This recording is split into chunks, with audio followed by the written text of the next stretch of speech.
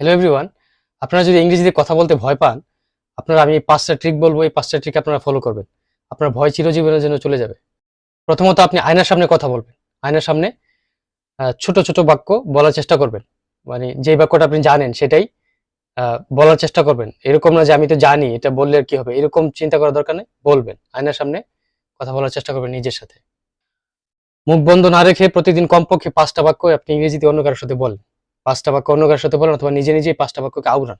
হ্যাঁ? এই কাজটা অবশ্যই করবেন। ভয় পাবেন না, ভুল হোক। ৩ নাম্বার, ভয় পাবেন না, ভুল হইলেও ভয় পাবেন না। ভয় পাওয়া চলবে না এখানে।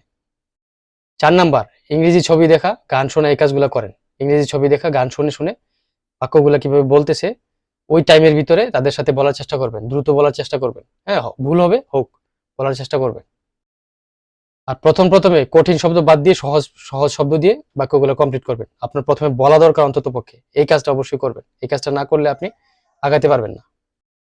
এই ৫টা ট্রিক যদি আপনারা ফলো করেন আপনাদের ইংরেজি ইমপ্রুভ হতে অবশ্যই বাধ্য। ইংরেজি ইমপ্রুভ হবেই। আর কমেন্টে আপনারা জানান যে ইংরেজি শিখতে আসলে কোন সমস্যাটা আপনারা ফেস করতেছেন। ধন্যবাদ।